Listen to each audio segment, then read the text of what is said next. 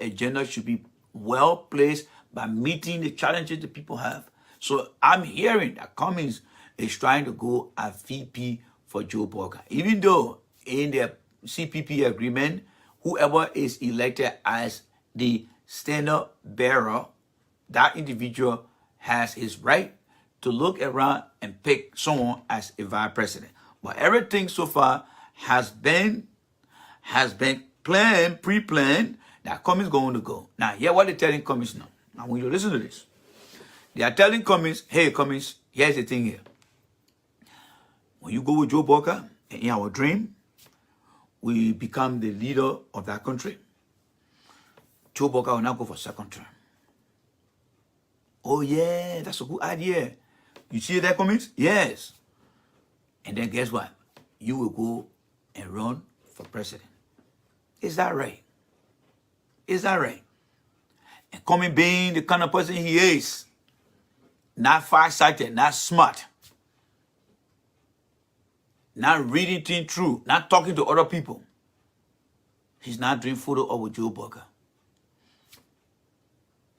Whether they're going to win, whether they're going to win, Cummings is trying to embarrass himself. That he's not. Walker can see his demise even before the 6-year end, and this is reality because the old man is sick. Joe Walker could say, I'm not going to run the second term, but they could cause more damage. And what will happen to Cummings? When those guys have gone in there and do what they want to do for themselves and damage the image of the country, and Cummings will be sitting down there. And the Liberian people will get very furious, bitter, and say, but we thought these people came as angels. Look what they had done to us. They will be damaging Cummings already. Walker can't control them. Walker is sick. Walker cannot stand on his feet for 9 hours in a day. You better see Walker walking around in the street. You better see Walker. Walker is sick. COVID is around. Walker is dodging COVID than anyone on the battlefront who trying to dodge a bullet. So he's indoor throughout. But we'll come to Walker for a few minutes from now. So those guys will go on the ground and get what they want to get. Don't listen to them, please. You know why? Ask them for 174 years why we don't have road connecting all the different counties. Because they have been in denial that they were not even going to reach the 174 years. So it is a doctor behavior of putting themselves first. They're supporting somebody who could not give the Liberian people a 12-year message to convince the population of people to vote for them. But they want you to believe that Joe Walker is their man. That country fucked up. Right now, if they ask every one of us to go back to Liberia, you think someone else about Joe Walker? They will not do it. Because they know their children will be going back with them, especially if they were not born here. If they were born here, they will stay here. But they know their health will be compromised. They know they're not in a position to get anything. They will be afraid. But because they don't live there, so they are not part of that circle of people that they want for some. Think about it. Joe Walker was there for 12 years and he couldn't propagate one single message. You see, we Liberians, we feel complacent about other people's country. We live here, we enjoy ourselves, we got good life, but we don't have that Liberia-centric city about our people back home. So Cummings is walking into a lion den. He can take that bait, but he can only pray that maybe after 2 years, Walker can pass away, or Walker can become completely immobile, that he cannot move, that he can take power. But as long Walker is president in a dream, Cummings will not be president, because those very guys, they just want to weather the storm. Politics, election is about numbers. They are worried that since we spoke about Cummings going to take side where we are in the future, they listen and they put those things together. Now they're bringing Cummings on board. They bring Cummings, let's take picture as evidence that you're supporting us. Did you see them taking picture before like that? No. But when we came here and told the Liberian people that in the end, Cummings will end up us supporting George Weah, and George Weah will coming to the government and make Cummings people this, maybe I spilled it being so early. Don't see the number small like this. But the information that we provide here is very powerful to them. But they will not admit it, even if they're dying of cancer. They will not tell you, say, we stole some of Randy's idea. They will not do it. Because of the insincerity that live in some of them. They were totally against Cummings. But when we lay out that matrix, how Cummings will relate, because there is a history where Unity Party and Liberty Party work together. And then MPP work together with CDC, and today here we are. They know that. They know that. They know that. 12 years, the man sat over there and he cannot give one message to the people. One message to the people. How can you be president for 12 years and you cannot convince the people? And you cannot convince the people. You cannot convince the people. Very shameful. Very, very shameful. Not even compared to Al Gore and George Bush. Because when Florida made that call and said, Al Gore wanted, George Bush didn't challenge it, they went to court. Al Gore said, okay. He didn't even come that far. It was another guy who came up with that. 12 years. So let Cummings sit over there and allow God to use him. It just goes to show his level of ignorance when it comes to politics. If that what Cummings will gamble on, so shall it be. Then I will tell him to go for it. Because Booker living with pacemaker in his heart, you're not a human being anymore. Your mobility is restricted by doctor order. And Booker himself, because of power greed, he putting his health at risk. And even his wife, Katumu, is not telling him. Because the pressure that you're going to go underneath as president. He was our president, and Ellen kept him cool. Let me tell you one of the secrets why Ellen did not force Booker to be president. Ellen knew that Booker is sick. And there was going to be no condition that she was going to pressurize Booker to go and take that bid. And that's why Ellen did not push Booker to be anything in our country. But you guys are in broad day denial. That's why you see many Liberians in the country die because they don't go to the hospital. They will get sick before they go to the hospital and it get too late. It's something that is part of our culture. Men in their 40, 50, they don't even go to do prostate or colon exam because we don't believe in those things. Booker is sick. He got pacemaker in him. Do you know what it means when you have that kind of condition? You will be very expensive. JFK was a sick president. There were times when you watch the documentary, he used to be sick on an S41. It became worry for the Democratic Party and for his family. This Joe Booker man, he in a country that don't even know how to even suck the blood out of a pacemaker. He will spend most of his time in foreign countries, whereby the country will be left in the hands of hyena. Are you guys thinking about that? No, you cannot think about that because you know what? Y'all know the old man is sick. So y'all will have the opportunity to do what you want to do in our country because you guys are not Liberia-centric. You're only there for your own personal gain. So you will do anything and everything to push Booker to the edge. Booker will be out of hospital, in hospital, more than the time he will spend in the hospital, in the office. But you're not seeing the risks because you don't factor in the risks. And the way I expect coming to stand his ground.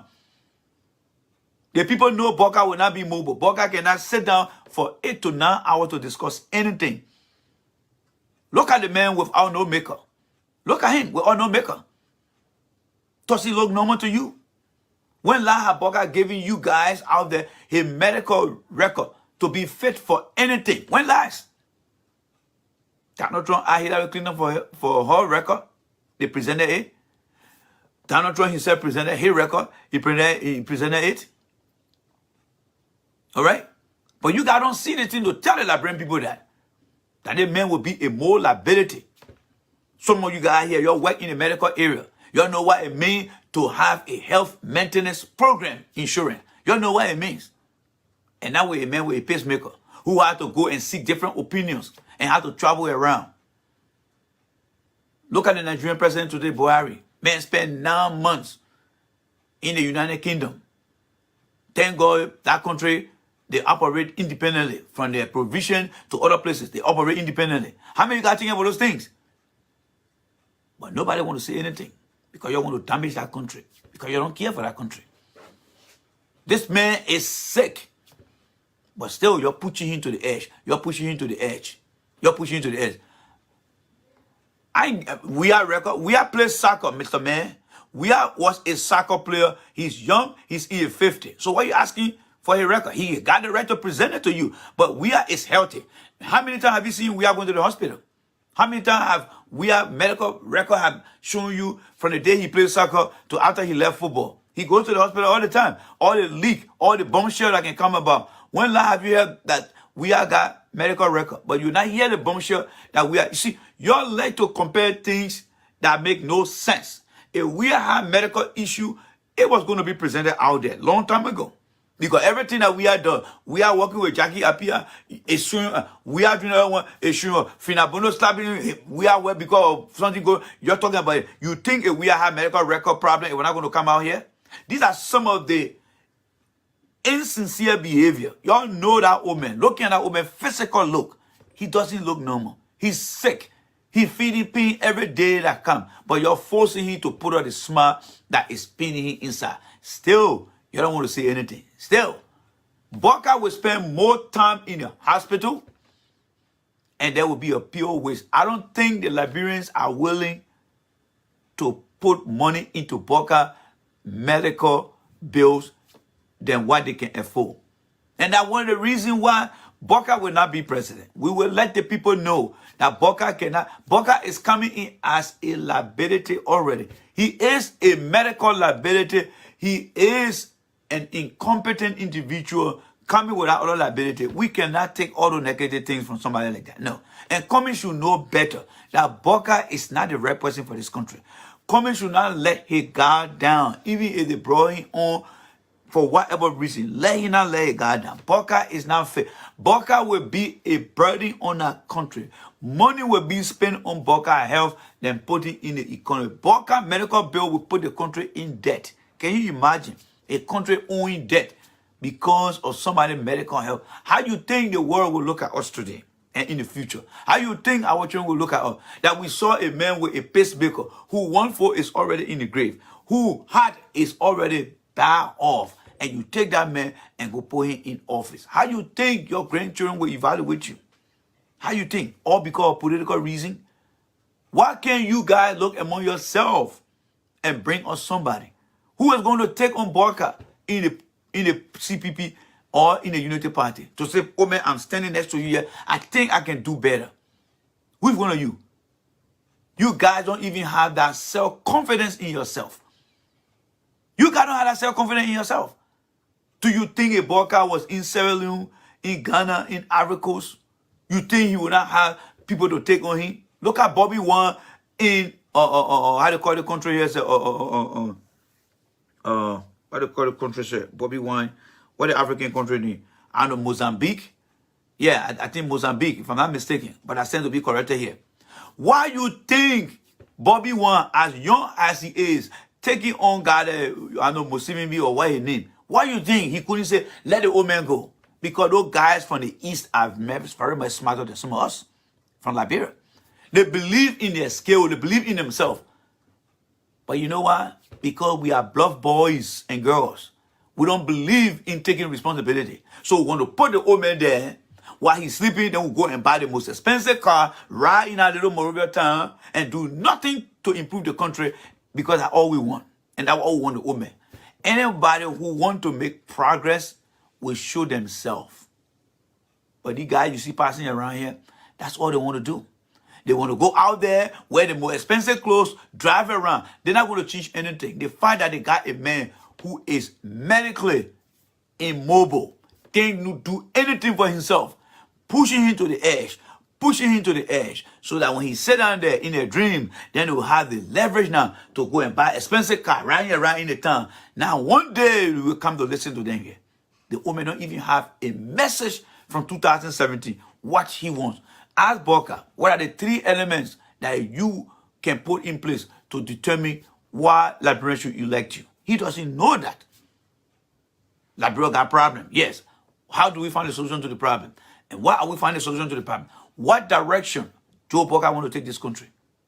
If he cannot articulate that during the 2017 election. All the time he sat over there. What can he do now? What can he do? Somebody said, I'm deeply saddened by your inhumane description. What make it so inhumane? Somebody said you can say that? Somebody said you can say that? Oh, but in America here, when Trump get ready and say, we need to get Hillary Clinton record. We need to get Barack Obama record. Medical record. So it doesn't happen in Liberia, right? So when it comes to Liberia, the rule doesn't apply. Why you think when you about to go do a piece of job, why they always send you for medical evaluation? That dehumanizing you there? If you go on a piece of job, why they will send you to go to the occupational net to get some clean record, to do your blood work? Why you think they send you for those things? You see how the country fucked up? You see some of the reason why when I tell you guys I don't want to be around certain Liberians people? You see it? The people in the country will send many of you guys to go do blood. Why is it at the end of the year? Unless maybe some of you guys don't go see your doctor or things like that. But you see all the things on the wall here. Let me show it to you guys. You see all the people on the wall over there. These are all my medical. Turn in there. All right? Because I have to go see my doctor. Why is it that when your child going to school, here they say bring your child medical record? Why? Why do you think they're asking for those things? Why do you think they're asking for those things? Oh, I guess, that's why I always say the white man better than the black man, right? Especially the Liberian man. Because I think the white man is very smart. All right? Oh, you do physical every year, right? Okay, that's under the HIPAA law, you do your physical, fine, you can keep it. But when you want to become a public figure, that law will not apply. You have to present your medical records. Because the people will want to know the physical and mental state of their leaders. If we cannot teach our people back home, but want to take a man who is medically ill and blinded that bring people eyes and mind and put him there so that when things happen, say, oh, something wrong with the man, they kill a man, they kill a man. Because all you will say, CDC people kill a man. We will not allow that to happen. If we make that a demand, everyone will present their medical record. Because we don't want to use the taxpayer money to feed somebody in the hospital more than the job they're supposed to be doing. We can't do that. And these are the fundamental things that our people need to understand. Booker is not medically fit to be president in our country. He's sick.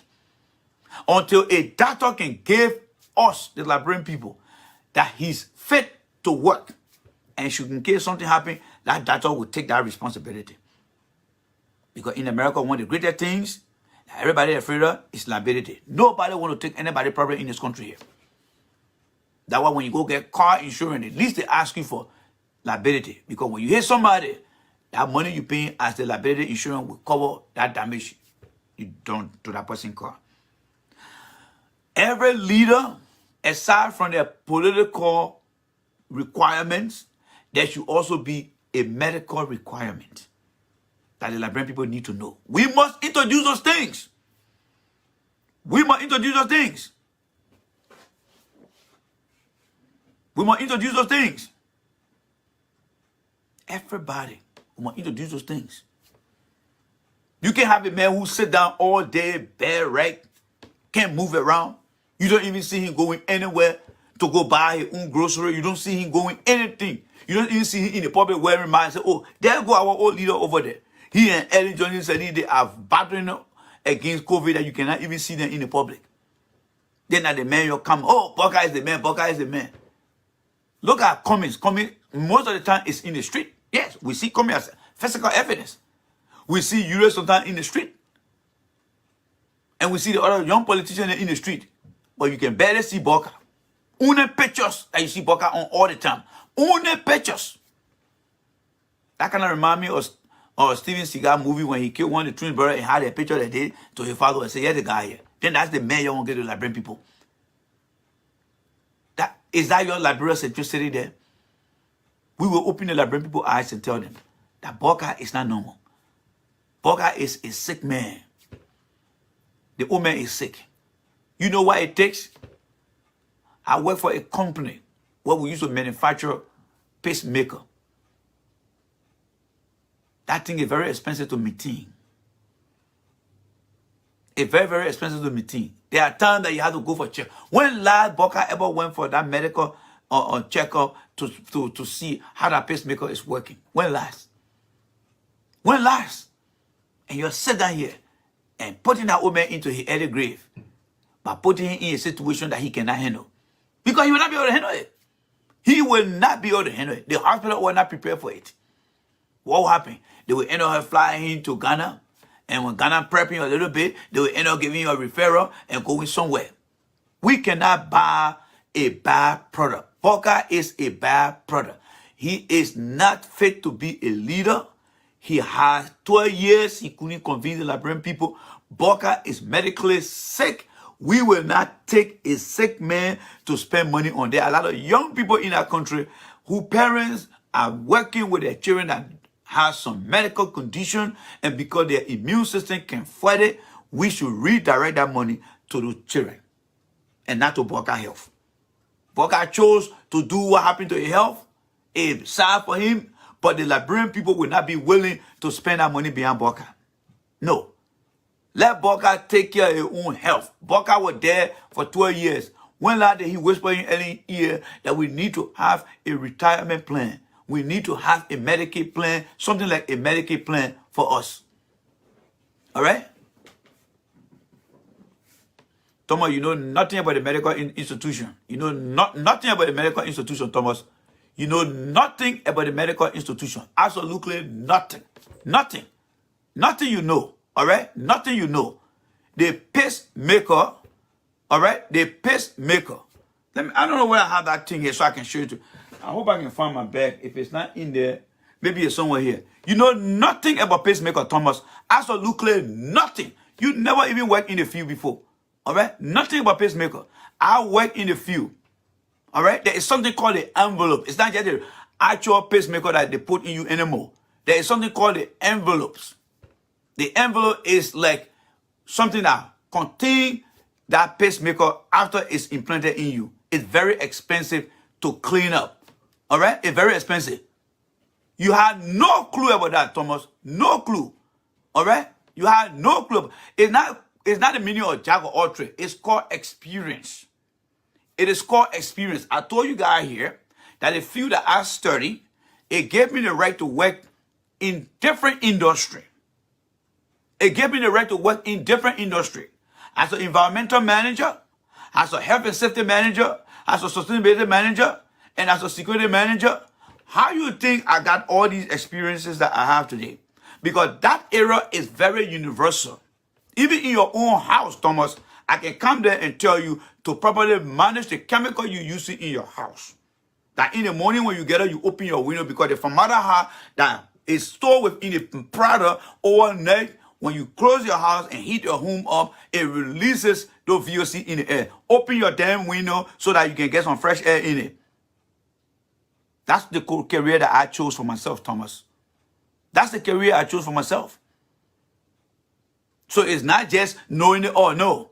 It's working in all the industry. Chemical, petroleum. You go in the chemical industry, what they have there? Don't they have environmental managers that work there? Yes. You go in the construction industry. Don't they have environmental managers that work there? Yes. You got no clue about what you're talking about. Absolutely no clue. Absolutely no clue, Thomas. Thomas got absolutely no clue. No clue about what you're talking about. The man said he sat in your room for 7 years and did nothing. 7 years and did nothing.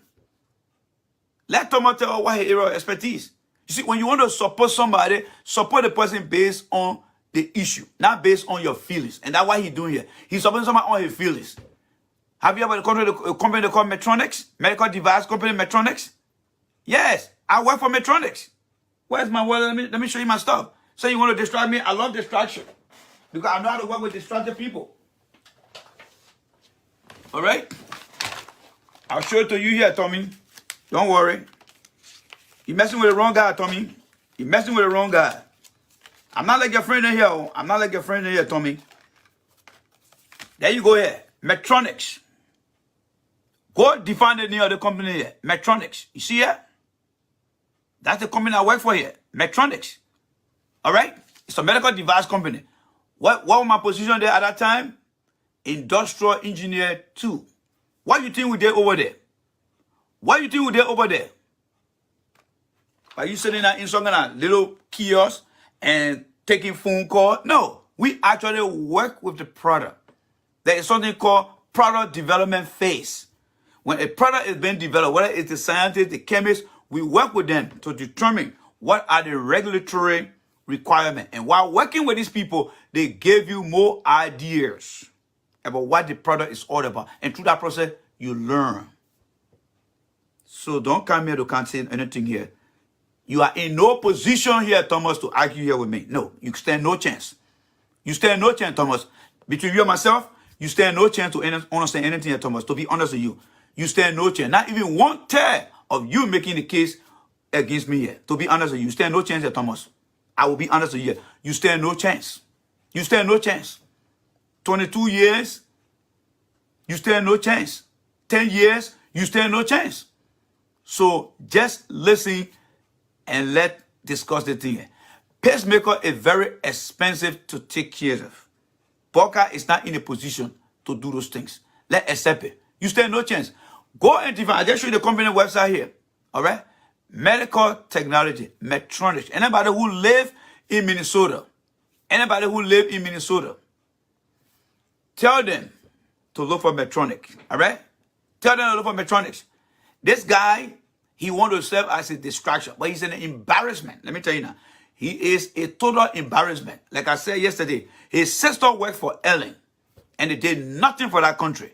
He flew from here and went and met with Ellen. They did nothing. Because you know why he's angry? He's angry because we are not giving them the opportunity that they used to get when they were with Ellen. No, we are not giving it to them. So he goes around and wants to distract people to do here and there. But I will deal with him here because I know him very well.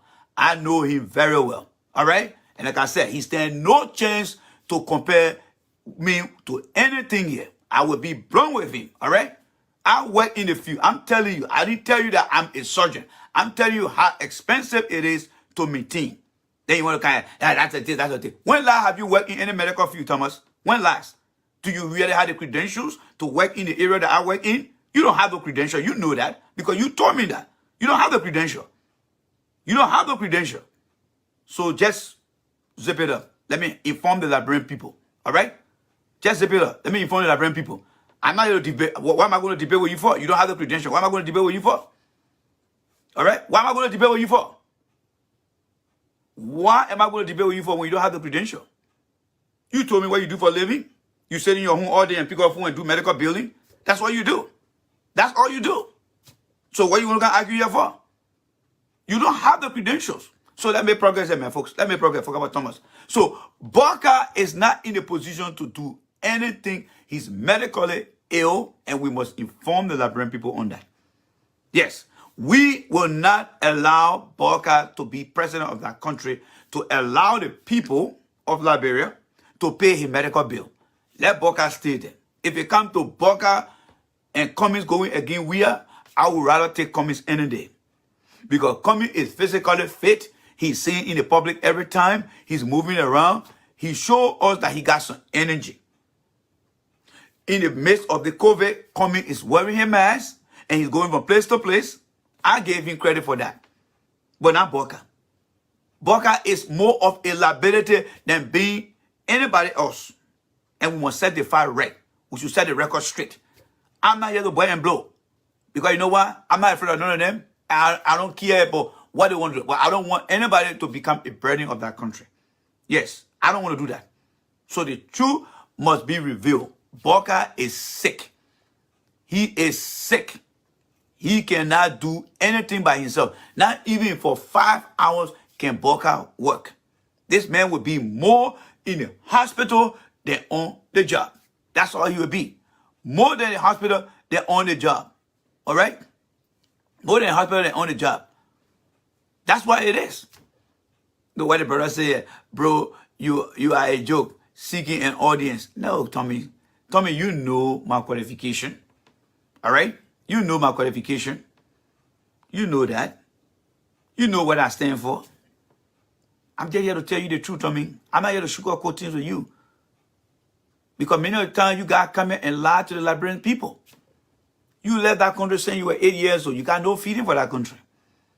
You left that country when you were 8 years old. You got no feeling for that country. You wouldn't went there because your sister started working for Ellen. What feeling do you have for that country? You know nothing about the country. You just started associating yourself with few Liberians. You don't understand what went on in that country, my brother. You don't understand. You don't understand. And I will tell you the truth here. You don't belong in a society that you don't understand and you don't willing to learn. Only when you feel that you got the advantage, then you want to be part of the society. No, that doesn't work that way, bro. That doesn't work that way. I tell you the truth here. I'm not forcing you to be here, Thomas, and I'm not begging you to be here. But I will stand with the Liberian people. All right? Because your sister went in that place and worked there. She's sitting there in Texas right now, having a very good dinner. But the people, that money she took from that country, what did she do? Nothing. And then you want to come here to defend what? What you want to defend? You went there, you couldn't live there. Why you came back? Because you couldn't live there too, right? So you guys in America here, you and myself will battle it all here every day. We will battle it all here every day. All right? We'll battle it every day. We'll battle it out here. All right? We will battle it out here every day. So it's a shame on you. If I have my sister going to Liberia to work for the Liberian people, I will make sure that I tell her the truth. But you thought it was going to last forever. That's why you ran behind Borka, thinking that you're going to go get on that. You and Borka, I think what you need to do now is to start to look for different medical opportunity to try to enroll Borka into your medical billing thing you're doing. Maybe we have Borka. But we will inform the Liberian people that Borka will not be president of that country. I can tell you that one now. It can be anybody else to take on Wia, as long as the person meets certain requirements, but not Borka. Borka will never be president of Liberia. Take it from me today. Borka will never be president of Liberia. You can put Borka in any coat suit, whether it's Tommy Hilfiger coat suit, whether it's Ralph Lauren coat suit, whether you're getting all the oil in the world to rub on your hair and you're thinking that he's going to look good. No. We will let the Liberian people know that Borka is sick inside. He is medically sick, and we will not allow Borka to be president of that country.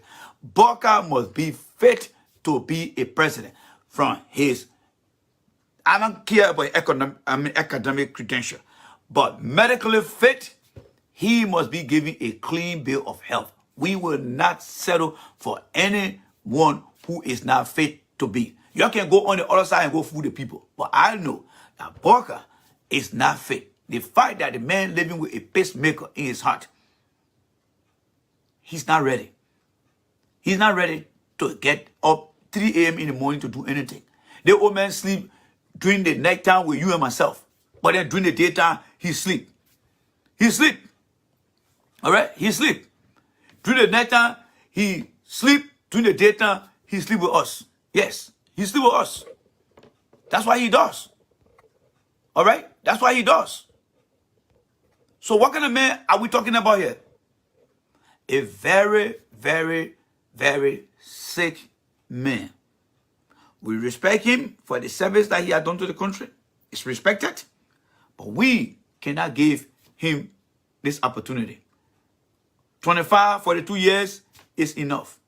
That's why you see today, they don't have no platform, nothing to discuss today. Absolutely nothing.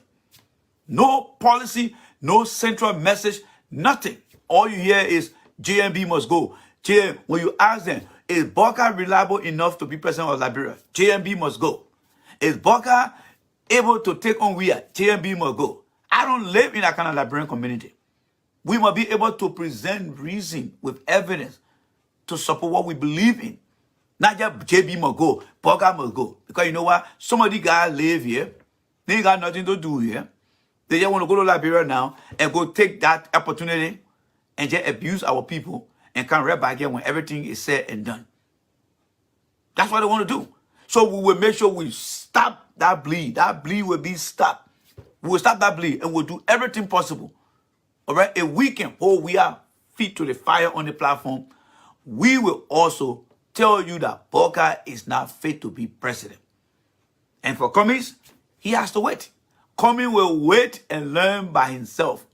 Not other people teaching him what to do in terms of making more mistakes. So you can look at you. If you guys want to defeat George Weah, you need to come up with a better plan.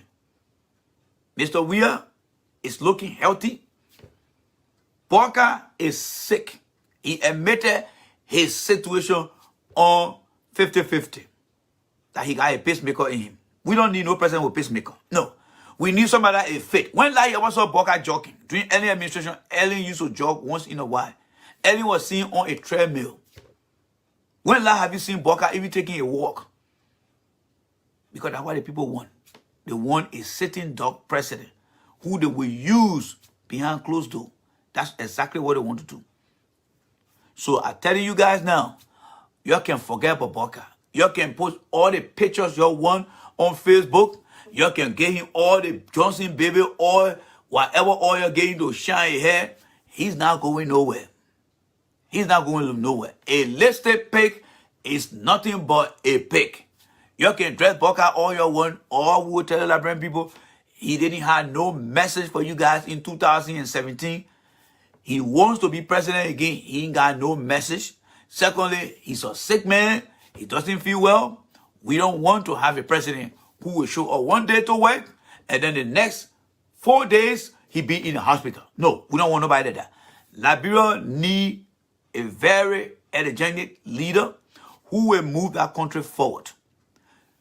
We will not stop that message. We're going down to the people on the ground. Yes, we're going to the people on the ground, and we use every influence. Just what I'm saying here today, I'm going to say it on the radio back home.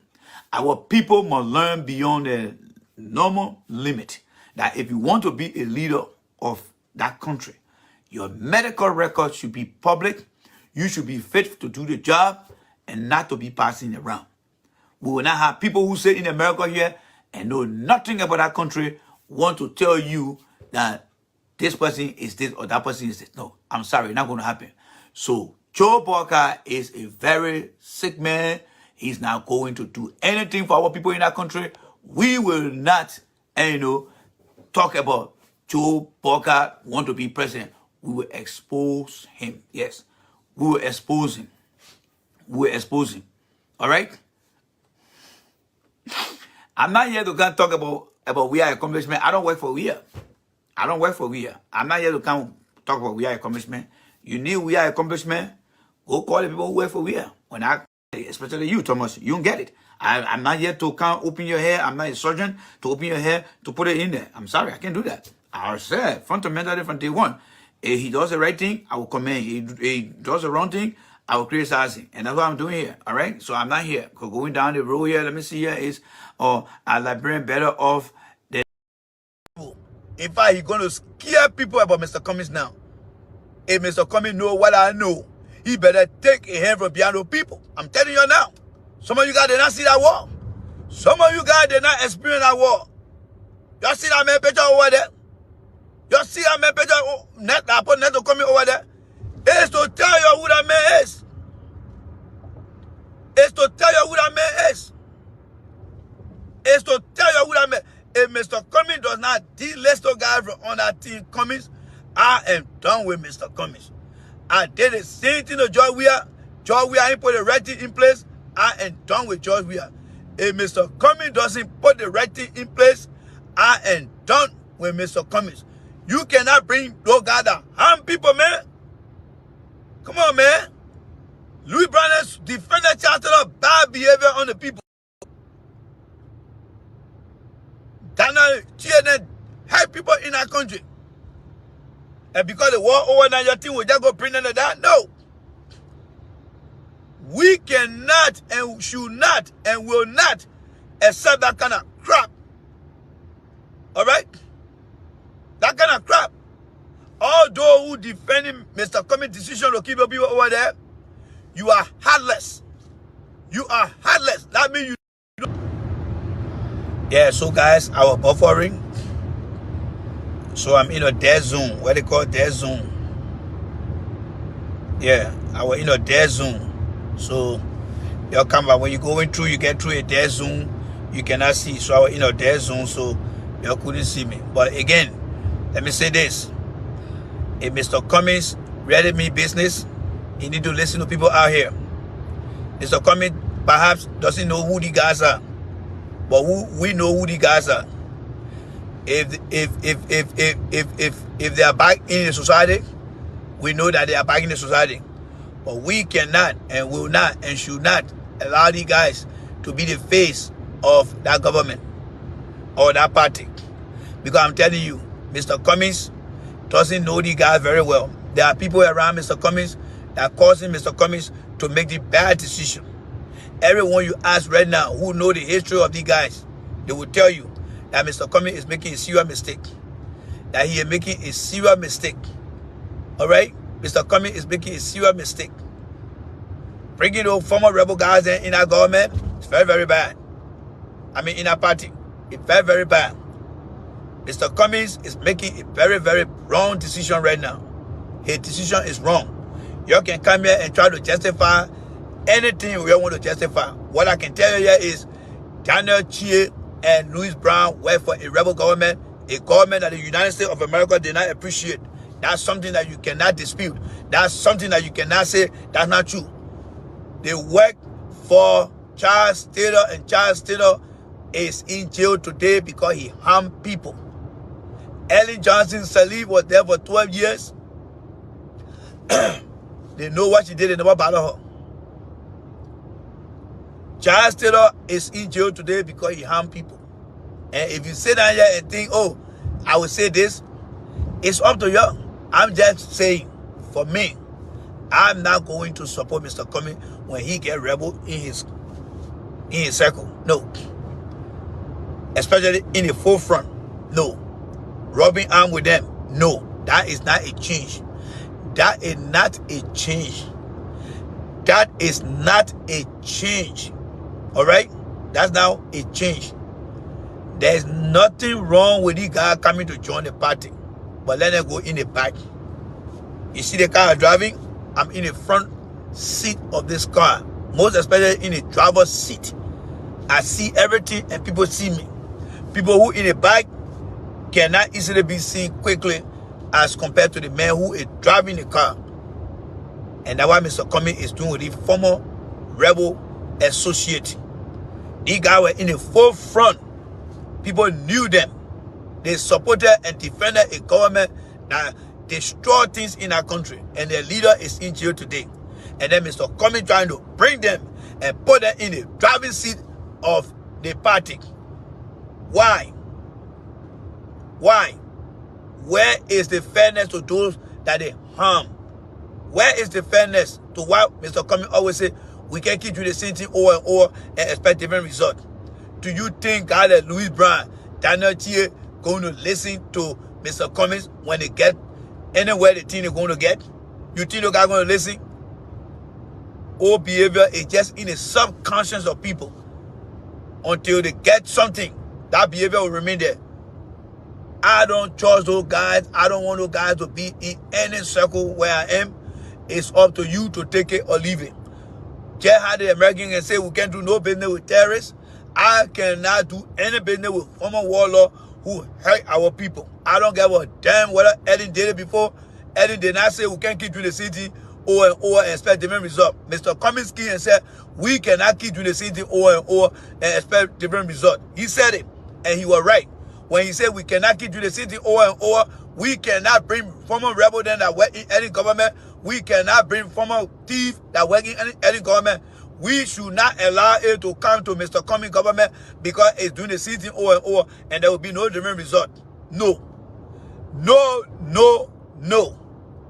Put them in the back. Put them in the back. I'm saying my own to if Mr. Cummings doesn't remove those guys from now to the end of next week, it on his own. It means that Mr. Cummings has decided not to listen to Liberian out here. He's going to be listening to people around him. Well, then he will not be expecting different results. Because leaders in the past have listened to people around them, and they never listen to Liberian people yet. Y'all know that Mr. Chie served as... Y'all know it. There's none of you guys here who will not tell me, say, y'all didn't know that Mr. Cummings, Mr. Chie served in rebel government of Charles Taylor. Y'all know that. Y'all know that. Y'all know that. So whatever you want to justify, I ain't got nothing to say to you. I am just telling you that for me, and I want you to listen to me, for me, I cannot support anyone who harm our people in the circle of Mr. Cummings. I cannot support Mr. Cummings. Whatever Mr. Cummings decides to do, those that want to stay around him, it's all right with him. For me, I'm not going to do it. I'm not going to do it. I still remember what they did in our country, and I'm not going to forget. They can be in our country as second citizen. They can be in our country, but for me, I'm not going to support them. Whatever you decide to do is up to you, but for me, I am speaking for myself. I am not going to support Mr. Cummings when he brings rebel in his government. I am not going to do that. I'm speaking for moi. Frenchmen would say, I'm speaking for myself. It's me, myself, and I. Disagree with me all you want. I am speaking for myself. I cannot support anyone who harm our people in our country. If they can't to be member of the party, they can be outside there, just be regular member. But to take former warlord there and go make them BB people in that place, think about the people who raid hell with our people in the country here. They were not elected by the people, because they can be elected by the people from the state here to be senator or representative. That's fine. They live among themselves. But for a leader to go and handpick those people and bring them, and not only bringing them, but make them the face of the party, I'm sorry, guys. I'm speaking for myself. I'm guided by principles. I cannot do that. If somebody did bad thing to you, myself here, I will stand with you. As long as it is proven that person did bad thing to you, I will stand with you. And I will say no to that person. I will say no to that person. I will say no to that person. We want a better Liberia.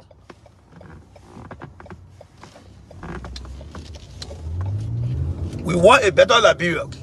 And in order for us to achieve a better Liberia, we should say no. People got choices.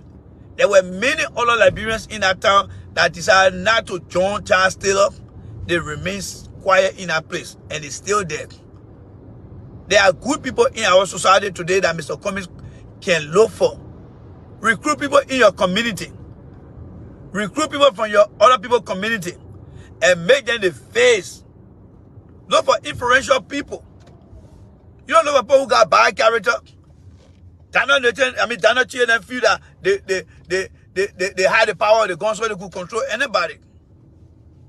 Very, very bad decision Mr. Cummings made over there. If Mr. Cummings does not remove those guys, I am done supporting Mr. Cummings. I am done. I am done. I am done supporting Mr. Cummings. You can go there. The day you go to Liberia, when you see some of the people there, that they put their harm to, you will come to yourself. You go there and go see. Some of you guys, you're living comfortable here. You're left so comfortable here. So you don't know what people went through in that place. Some of you guys are so comfortable here. You didn't experience the war. All right? Even if you experience it, you're not forgetting it now because you're in a very good place now. That you don't see the war anymore. So I feel yeah, and I'm reaching my leg working place there. I feel yeah. You can go somewhere else. But for me, I will not support Mr. Cummings if he doesn't remove Louis Brown, Daniel Chia, if he doesn't remove those two from off that place, then it's up to Mr. Cummings. Mr. Cummings is not going to bring any change to that country. These people that harm people, those are the people Mr. Cummings want to bring? No, folks. No. So, thank you guys so much. I see you guys there. I got to go to my late thing. In the country here, they told us, people who harm other people, they can be given second chance in this society here. But not in a leadership role. Not in a leadership role. America will give you second chance, but not in a leadership role. Mr. Cummings is giving a second chance, but he also elevating those guys who harm our people into a leadership role. That means that if Mr. Cummings becomes president tomorrow, Daniel Chia will be in the government. Louis Brown will be in the government. That is the agreement they got. But these people harm and hurt our people. then we should go pay them back with the harm they did? No, not for me. Not on the dead Liberians who died. Your friends then are dying because of those guys' refusal. And then you're going to give them glory. You are not doing justice to the people that die in our country innocently. You are not doing justice to them. And then you are not being fair if you left that country to seek greener pastures, opportunity, because of what Daniel Chie, Louis Brown, and supported Honor Taylor. You see Samuel Kanye do what he did to the people in 1980. He got paid for it in 1990.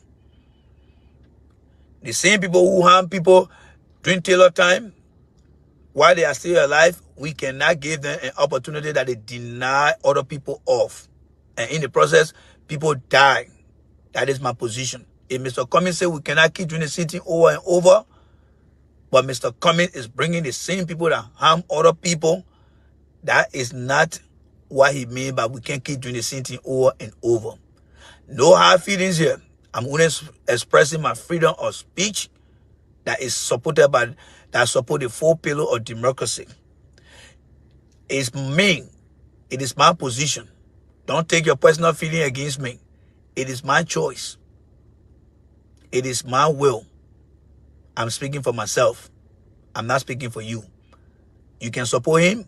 Just how they decide to support Taylor and harm other people. You can support Mr. Cummings and do what you want to do. But for me, I am looking for a better Liberia.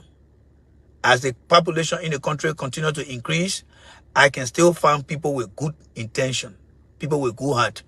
I don't have to bend over to get a former warlord to make myself popular in our country. No, we must stand for principle that we guard ourselves against. So that's it. Until then, I see you guys. The message to Mr. Cummings, he has to remove the guy of that thing's Cummings and bring in fresh and new faces. Let the Liberian people get to see them. Until then, God bless you guys. It is my opinion, my right, and I'm entitled to it. And I represent the people who die innocently at the hands of these guys. Whatever way you decide to go, well, whoever you lost in the war, I will tell you this, that you don't get a damn about them. So don't talk about them. Because they die under an administration that Daniel Chie and Louis Brown supported. So don't talk about people dying in Liberia during the war. Because you're supporting those very people, Hobbit, by not telling Mr. Cummings the goddamn truth. That is where you and myself separate. All right? Until then, I see you guys. Bye-bye. Hey, good morning to everyone. This is J. Randy here. Good morning, good morning, good morning, everyone. Good morning. Good morning to everyone. Wherever you are, this is J. Randy here. Good morning, good morning, good morning, good morning, good morning. Pleasant morning here from my end. Very beautiful sunshine. Beautiful day. It's Monday,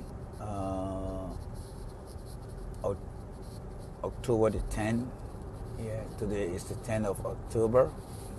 And I would like to say good morning to every one of you guys there. Well, we got 21 more days. Yes. Yeah, so today is I guess, working holiday. Columbus Day. The man used to fool y'all and fool everyone else and say that he discovered America. So the people now figure it out now. They know that he was not saying the truth. So they cancel that day as a national holiday.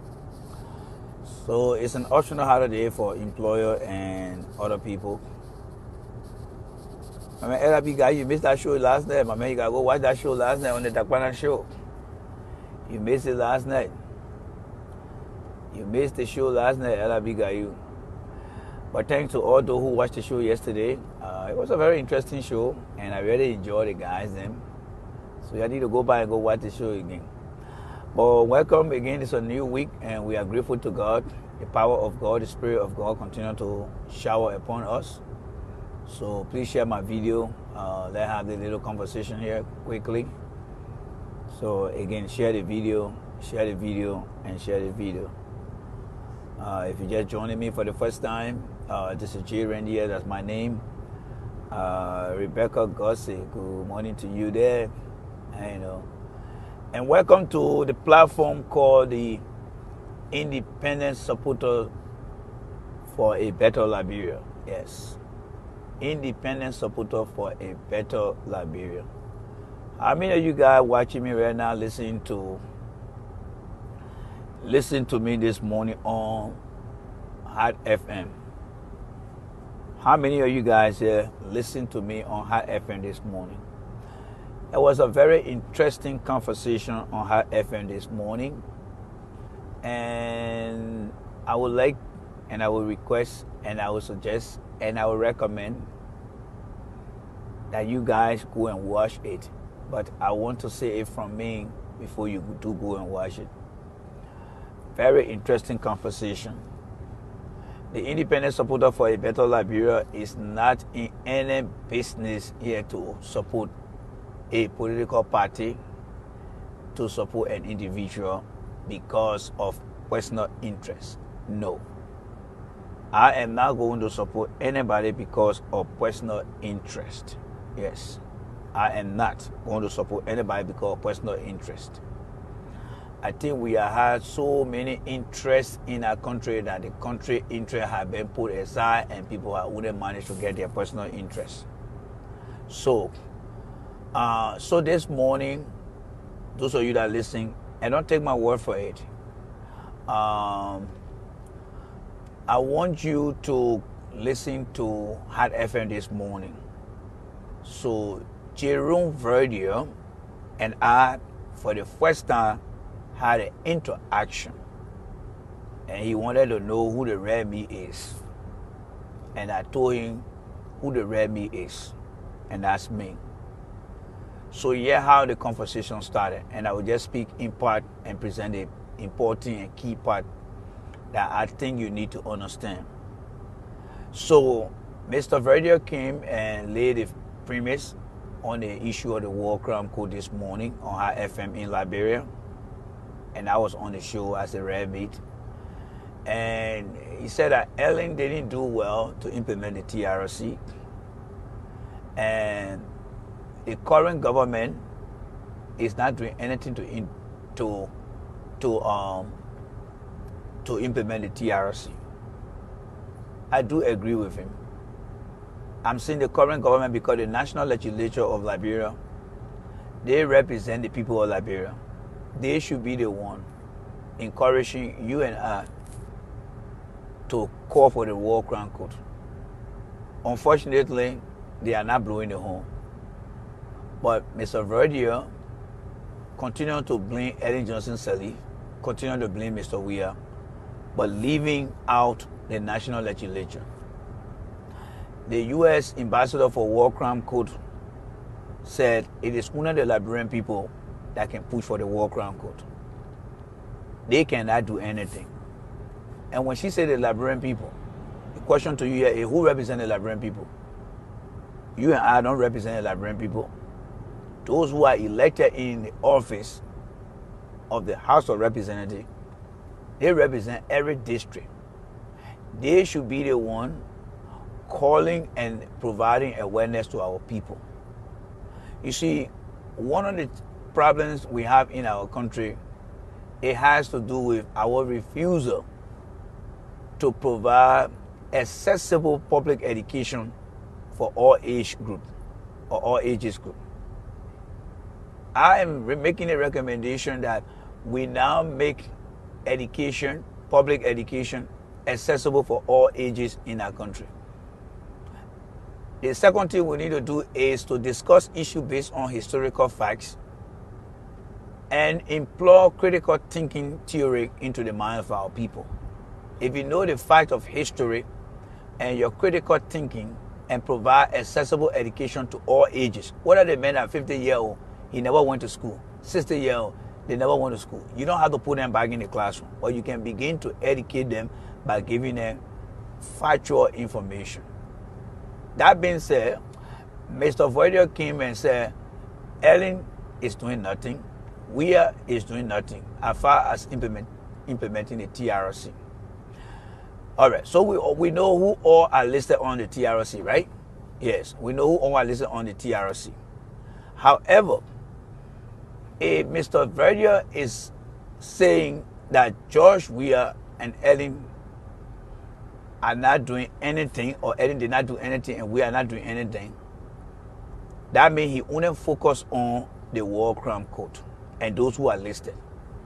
But he didn't stop there this morning as he was making his case. He talked about the auditors that were killed.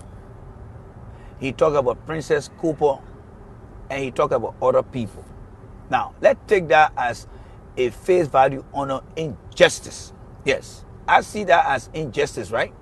But yet the question I want you to ask yourself, if Mr. Verdier is blaming George Weah and Ellen for not implementing the TRC because of those who did injustice to the people of Liberia, why is he bringing Princess Cooper issue? Why is he bringing the auditor issue? Because these people were not killed during the war. These people died as a result of some foul play. So when he injecting those things in there, why is he calling on the government and the people of Liberia now when these people were not connected to any war, they are deaf? That's what I mean. My point here is Mr. Jerome need to be very open and not selective in how he pushed the issue of the war crime code. Like I told you in the morning, you need to revise that issue of pushing the message for a war crime code, because when the people from America and other countries say it is the Liberian people that need to call for the economic and war crime code, it means that whatever injustice in the country and whoever fought in that war or did something, he needs to bring it out. So I ask him this question because he said until justice can be done in the country, we will have a problem. So I said, Mr. Verdier, let me ask you this question. Daniel Chie, former defense minister of Chad State, who hurt people in our country. You mentioned that Mr. Cummings is going to bring a war and economic crime code. You mentioned that Boka will bring war and economic crime code. But these two political figures are not yet president. And Mr. Cummings went ahead and brought and selected Daniel Chie to be a face of the party. But Daniel Chie did some things to people. What do you make of Mr. Cummings' ability to fight or to implement the TRC? You know what that man said to me? Liberia fucked up. Jerome Verdier, who going all around here, he told me whatever a political party policy is, he got nothing to do with that. Really? How many of you guys in Liberia that don't know what Daniel Chie did? So I said, okay, let's take that as a face value, right, Mr. Verdier? Let's assume that that's a political party issue, right? And you are more concerned about the TRC. So let me take you back to your intro. Why are you talking about the full auditor death and blaming it on George Weah? Saying you are the only man that is concerned about TRC people, right? Why are you talking about Princess Cooper? He couldn't talk. I said, because the people you calling, they not die at the hands of warlord. Princess Cooper, the auditor, and other people you talk about. These people die in a time where we were not at war, right? He said, you got a point there. I said, yes, I got a point there, because if you laser focus on TRC and then you want to inject all the injustices that were done to people, then there where I will hold you accountable. If you claim that Boka or Cummings will bring in the war and economic crime code, Daniel Chie may not have been listed on that thing, but they hurt people in the process. They did injustices to other people. So are you going to get an excuse because it's a political party and you say until Liberia be better, justice should be done to all? Do you know how many people Daniel Chie hurt in our country? Do you want to call and say, yeah, let's look at every individual one by one and let's hear their stories? He couldn't talk. And then my second question I asked him, I said, Mr. Radio, tell me, what is so different from the Sierra Leone TRC than the Liberia TRC? And then the guy running the show said, what do you mean? I said, no, he's a lawyer. He's a counselor. He will answer that question. He said, well, the Sierra Leone did well by not allowing anyone to be part of a political party in the country. Member did not even vote for them. I said, right. I said, why you think the Sierra Leone people did that? He said, well, because the people were committed, they provided education. I said, good. I said, do you think everyone that the Sierra Leone people deny, do you think all of them fought war in that country and they were major people, or were they listed under the TRC? No. They said anyone who was found being part of the war and they can identify you, you will not be in any part of the government, right? He said, yeah. I said, but then look at Daniel Chia. If Daniel Chia was going to be in Sierra Leone, he will not be listed on any political party. And that's where I want you to see justice. Don't look at justice from under TRC. Not because somebody is not considered a terrorist in the world, I mean when they commit crime, then the person is not supposed to face justice. No. See the justice through the eye of being a crime that somebody commit. And then he missed out something. I said, okay, Mr. Verdio, let me ask you this. What is the difference between the Liberia TRC that only made recommendation and the Sierra Leone TRC that make it mandatory? He said the mandatory from Sierra Leone mean that everybody was forced not to accept any war law. I said, good. That way you screw up. You should have made that TRC a mandate, that it must be mandated. But you gave a recommendation. Anybody can refuse or accept recommendation. And I say, you know what the people did in Sierra Leone? With that mandate, they integrated that into the constitution and said anyone who participated in a war cannot and will not be in any form of political party or organization. And right there, he said, you got a point there. I say, I rest my case. So to you guys listen to me out here, we Liberians are not ready. We are not ready. We stay bluffing around.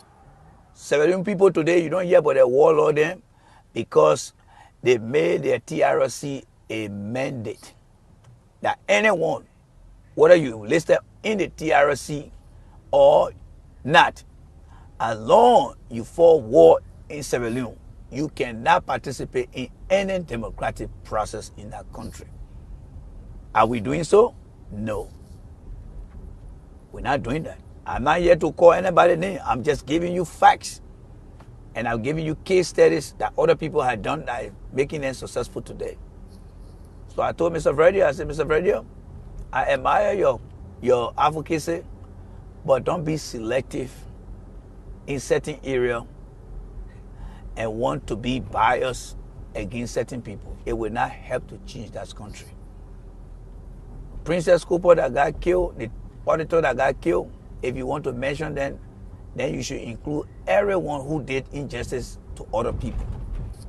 It doesn't necessarily have to be a fight that is on the list before you can go after them. No. Second of all, you need to encourage the national legislators to bring this thing here. David Crane, who Allen worked for, the chief prosecutor, he said the only way Liberian can have any form of war crime code, it got to be the Liberian people. How do we inform the Liberian people? It's by providing them with its tools and resources. What are those tools and resources? Explain to them what the people had done. Make them to understand in the different dialects what the people had done. But Mr. Verdia, they didn't do that. Mr. Verdia made a recommendation, but he did not drive the recommendation to the bottom of the earth of our country. How many dialect speaking non-English people in our country that do not speak English understand what you guys did and what's supposed to be done as far as bringing them toward economic crime code? The people in Nima County only see Prince Johnson as somebody who saved them from Samuel Kayando. But they don't know what Prince Johnson did when he went away from Nima and went to Monrovia. Nobody will explain. Some people can't say Prince Johnson used to let yellow woman. By the time he seen a yellow woman, he captured the yellow woman. How many yellow women are coming out to tell them what Prince Johnson did? So that the people of Nima County who are non-English speaking people can understand what Prince Johnson did. How many people will come and speak the real Bassa, the pro Bassa, the we Bassa, and tell them what Daniel Chie did to them? How many of the people know and why they should go for a war crown code? You see, Liberian, when our people are putting program in place, they don't consider the challenges within the program. There are two things that I see that always must be part of a program. Look at the risks and look at the challenges. When it comes to the war crime code, one of the challenges we have is how do we reach to the non-English, English-speaking people of our country? That is the people who can speak English well but understand their dialect better. How do we get a message to them? There's no program. Even look at the election commission. How many people go explain to the people in Bassa, in Gil? So we are not really carrying out what I call total democracy. We don't have these things. All right? When you explain to other people from different tribes about what Daniel Chie did and why he should not be the face of any organization, and you clearly explain it, like how in the country, General Robert Lee and all those that fought in the Confederate or war. You know what General Robert Lee then statue are hanging around here? Because over the years of America existence, the people who live here at that time, who suffered the wrath, majority of them were not educated. But over generation and generation, their children, all right, their children and children did a lot of research, and then through the Black Lives Matter movement, they started to explain these things to the people and giving them reason that some of these statues, some of these names, all right, for example, in Liberia, we got Lynch Street. Lynch. I'm going on Lynch Street. How can you name a whole street in Liberia called Lynch Street? If you take an African American man and carry a man to Liberia and say, go live on Lynch Street, you know what that thing mean? Have any of you guys thought about that? In Liberia, they got Lynch Street. That word Lynch mean they were lynching people around. They go name a street in Liberia called Lynch Street. But when we were there, especially for me, let me start with myself, I didn't know that people were lynched in America here. But after living here now, I got to know when I hear the name Lynch Street in Monrovia, I said, what? Lynch Street in Monrovia? Take that damn name down. Historic facts will create a critical environment. A critical thinking environment will enable everyone, depending on how you disseminate the information. And that information should be disseminated at all ages that are able to understand, even if they can't read. Utilize all their strongholds. If the man can only speak Gio, explain it in Gio. If the man can speak Mano, explain it in Mano. And then when things doesn't work, then you say, yes, I have exhausted all means. But we are non-speaking English people in our country. We got majority of them. But still we haven't done anything in that direction. So that's where we are, folks. That's where we are.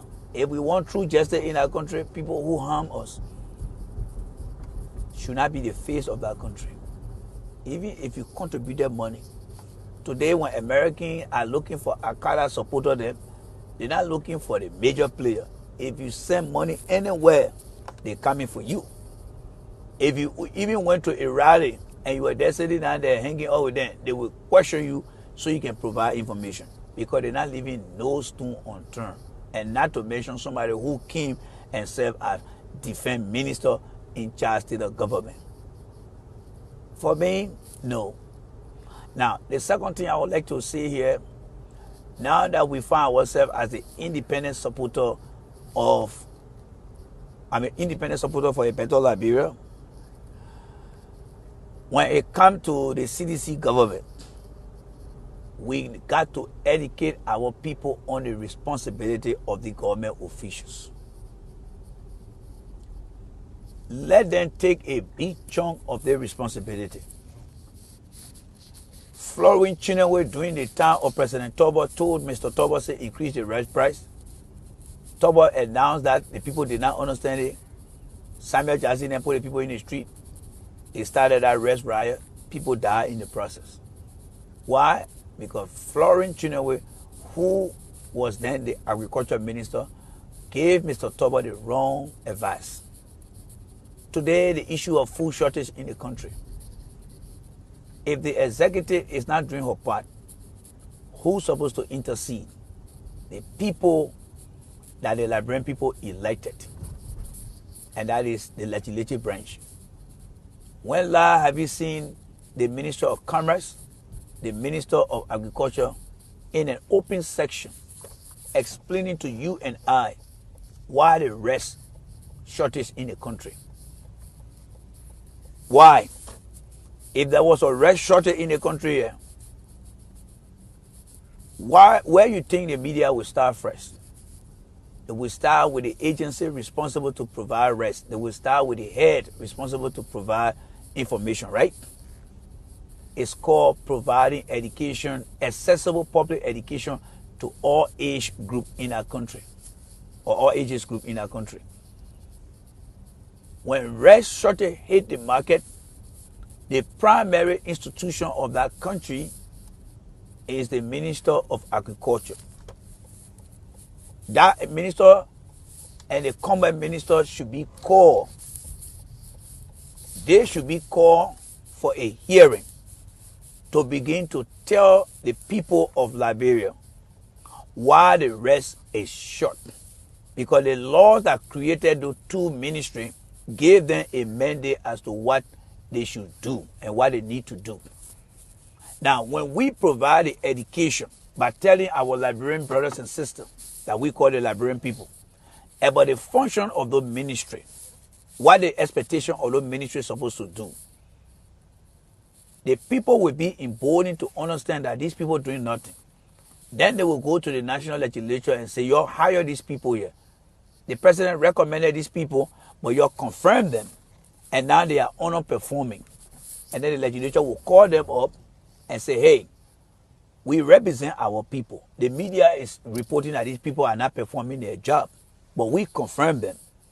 So you come here and can't tell us what you're doing to the Liberian people, that the people are not getting their food ready. They're not getting food. But what are we doing? We're escaping the responsibility of the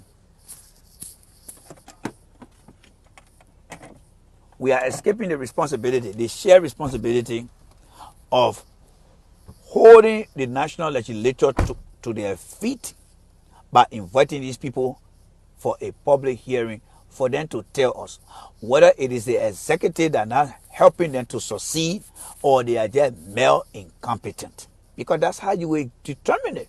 Because in the in the legislative branch, there are opposition there, right? There are still on them there. They will start asking this question. Madam Minister of Commerce, tell us how you manage the rice business in the country in your role.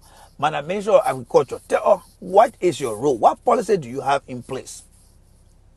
That is why we have the three branches of government. Let me say this to you guys. If you ever depend on opposition to give you an idea that I'm giving you, you're wrong. Opposition job is to not tell you what you need to know to make an informed decision. Opposition analysis will only favor them.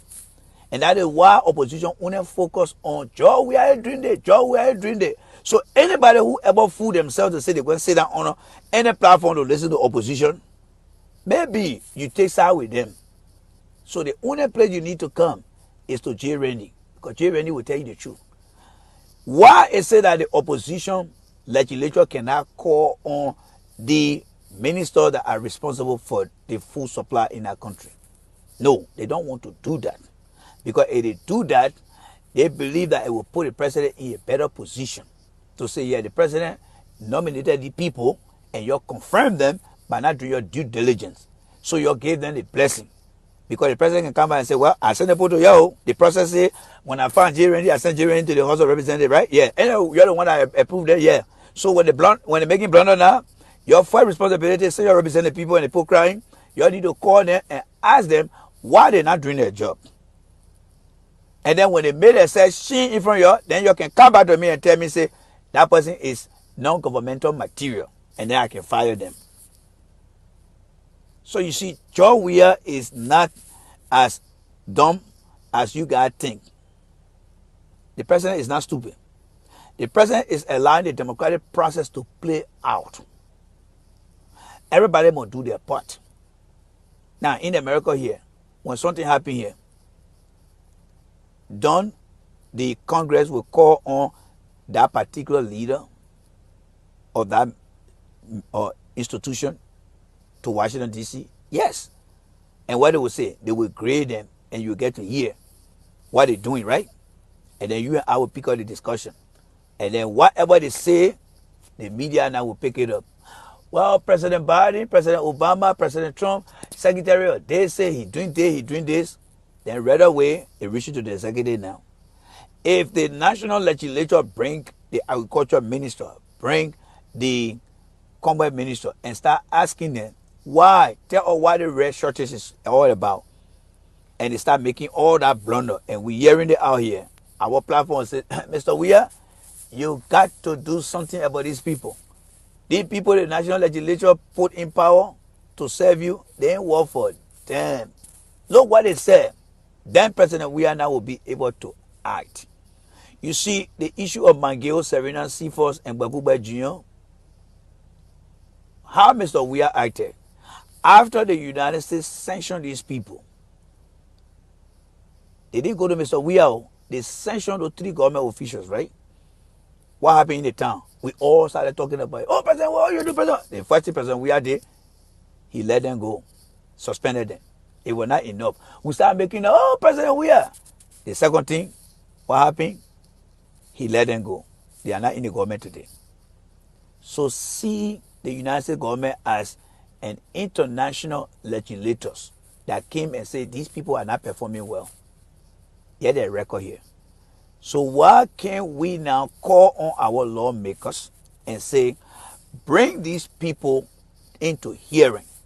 It shouldn't just be when Joe we are nominate somebody, oh, they may not qualify. Then everybody may not qualify. Like in the case of the guy from the guy who was appointed to be the RIA boss, they clear that one up. They clear Zorizo all right.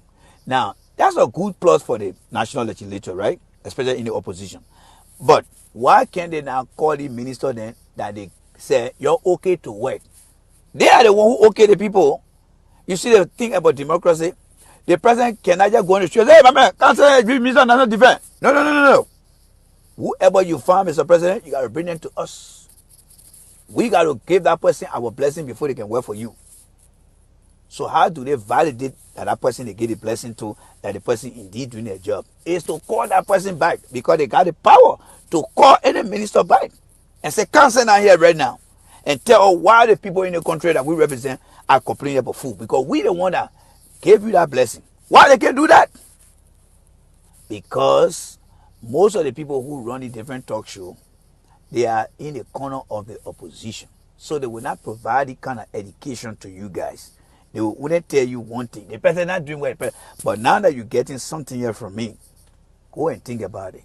Until we get to understand that we should discuss things from historical facts and begin to teach critical thinking theory to people of all ages by making education accessible for all ages, we are not going any freaking where in our country and tell anybody that J. Randy Dabo says so. All right? So we are the independent supporter now, and that's why we are speaking in the capacity here. All right? So going forward, we will be discussing we are government official performance and explain to the Liberian people why these people should be kicked out if they are not doing anything by the president, including the president himself. We got to, when you go to anyone right now, ask them, what is the role of the agriculture minister? That the president, we got no food here. We can't lower our own human intelligence like that, folks. We cannot lower our human intelligence. You walk to the area librarian right now, what the food shortage? The president, the parent. No. These people who are in position, people who are in position, even in your own home, you create chores for your children. Somebody are responsible to take the trash out. Somebody are responsible. Don't you make sure that they follow the chore they're supposed to do? Of course. You got to get on their back. And the other sibling will tell you, say, Mommy, Daddy, he didn't do his job today. He was watching TV all day. Hold them accountable. In government, we should hold the government official accountable. You keep giving them the pass. The national legislature should be able to call on the people who are performing polling. And the fourth estate, that include you and I, and the journalists, should be the one to sound the bell. The agricultural system in our country, under the Ministry of Agriculture, there should be a national agricultural policy for rice. Is that woman in the know of that thing? Is Jenny Cooper in the know of it? If the answer is yes, what has she done to revise that national rice policy? Those are questions that national legislature need to be asking her. Secondly, they also have what they call project area. How many counties in Liberia that are accessible now to start producing swamp rice and other rice that can be grown on land that are not swamp? And what are those counties? Can she list those counties for us? Secondly, what are we doing with the LPMC? Is there another a version of LPMC? What happened to the National Rice Committee that's supposed to monitor these things? What happened to it? In 1989, there was a survey that was done that 60% of our food will come through the U.S. parboiled rice and non-parboiled rice from abroad. The 40% came from Liberians growing swamp rice and other rice in Liberia. What happened that you and I don't know about it today? Because you got an agriculture minister who is not understanding her job. And the national legislature is supposed to be calling her for her to tell you and I what policy does she have in terms of rice. Rice is just like in America where corporation worker cannot use the N word. You call anybody the N word as someone who works in the professional setting rather than the trash guys out here, you will be fired from your job, right? The issue of rice in Liberia, it is a very tempting thing that you don't want to take for granted because it caused a president to die in our country. So when people coming out and tend to look at rice crisis and want Liberian to go back, the national legislature should be fast, the media should be fast to bring the attention to the public. National legislature start their part, the media start their part, raise the alarm, inform the people about the function of the ministry that people get to understand, call on the national legislature to begin to act. Raise the alarm. When the public get to know, the government in charge get to know. If the national legislature doesn't act, because the national legislature, as the first government, don't forget, the national legislators, they are the first branch of government. They are the one who represent the people. Every representative in our house represents a district. And every mob that crying for food, they are being represented. So when you got a Yeke Kaluba, who is a representative, not even come here to say, you know what, we need to ask the agriculture minister, we need to ask the commerce minister to come to chamber and not making a recommendation. But going on the street to go protest, that is an opposition protest. It is not a protest in the interest of the Liberian people. Because all the people know now is, Joe, we are not doing nothing. We cannot keep giving our people a non-critical mindset of things. Things in our country work according to parts. I'm in the car right now, right? What the first thing you do when you get in the car? The first thing you do when you get in the car, the first thing you open the car door. The second thing you sit down, then you close the car door. If you want to do any other thing that you see there, the last thing you will do before the car goes is to start the emission and you're ready to go. When government, when the executive appoint anyone, what the process? Whoever George Weah or any other president in the future will nominate, that person will go to the legislature, the Senate for hearing, right? They are the one going to tell the Liberian people, this dude is okay. Yeah, he's okay. We telling you he's okay.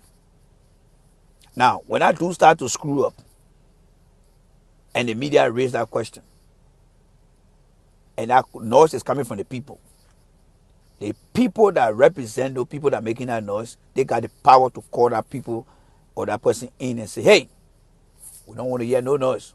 What the heck are you doing over there? What mistake did we make to qualify you to be in our role? Come and tell us.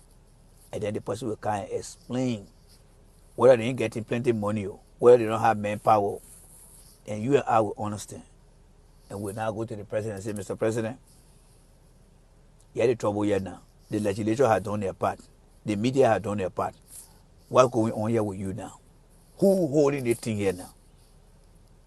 But you're not doing it. That's what I call lack of system and lack of process. So, ladies and gentlemen, thank you guys so much for the opportunity. Let me see what there's a few messages in here.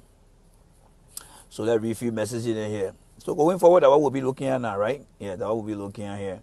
So let me read a few to you. Vida is here. Good morning to you. Norma Morris. Yasia. I am out of time. I watch the show. Okay, that's LB Caillou. Good morning. Vida, right? Yes. And then Jeanette Williams, Eric Darcy. I am out of time. Okay, LB Caillou. So can you share your link to our page? Says Vida, I'm scared to share my link because I don't want anybody kicking all my thing in the ANC. ANC people who control some of the chat room, and they go to keep people all the chat room, and so it's on my page. You can go and get it from there because I don't want nobody blocking my thing when I send it to ANC. Good morning, sis Miata, to you there. Good morning. Let me see here. Harrison Johnson, good morning. Aaron Zhu. Oh, yeah. The phone getting too hot. I forgot I had the heat on. The phone getting too hot. So let me hold the phone here this way. All right, read your comment in here. All right, I see Riverside Pro here. All right. Let me put the phone there, get some cool air. Hey, my man Dennis is here. How you doing, Dennis? Hello, Dennis. You are off today. Yes, Dennis. Today not dig into me like say off today. Yes, oh, Dennis. Yes, oh, Dennis. Start giving misinformation. Chia is not face of the CPP. You go and argue your case there. You go and argue your case there. Nita, you go and argue your case. If Mr. Komika and say the people are leader in that place. What's up? I'm okay, man. And then you go and argue yourself. One thing I noticed about Liberian, they always like to defend their own self. That's fine. The Mr. Komik came out and said these people are going to be on the team. You know why it means to put somebody on the team and you want to talk about oh, the people are not fit of the team. Go sit down over there. That you can start destroying people here. You don't have to hear the truth. Once the code come out to Liberia, everyone involved, yes, don't put people in position that commit any form of violence against our people. That's my point. I talk about the benefit of CPP. That's a lazy argument over there. Let me tell you right now. Good morning, J. Randy. Yeah, good morning, Valentine. I was out of. Thank you, Valentine. I see you there. J. Randy, it's about me. It's about time for you to speak your native dialect. I don't know how to speak no native dialect, Joseph. I don't know. I don't know how to do that. Massa is here. So yes, guys, most of the opposition lawmakers are in the U.S. for vacation. Can you imagine that? They're in America here for vacation and they left the people over there. Wow. So they're here with their children enjoying it. All right, so J. Randy Dapo, who are you telling the independent thinking Liberian to put support behind? No. For now, I'm not going to tell anybody to support who. I'm just going to tell you the truth now. I'm going to tell you the truth. I'm like the man holding the torch and everybody walking behind me. When you see a tree trunk, I'm not going to tell you to jump over it because you got eyes to see, right? You're not blind. I'm holding that torchlight. I'm walking on the road. Everybody behind me. Just how when you're walking on the street, you see the street that you're driving, you see object, your car in the street that help you to see things. That's what I'm doing now. I'm not going to tell anybody who to support. But what I can say here is government officials that are not performing, we expose them. All right? Anyone who bring any warlock into their party will tell the Liberian people they're not ready. They are not ready. That's what I'm going to be doing now. So I'm now in the middle now. All right? All right?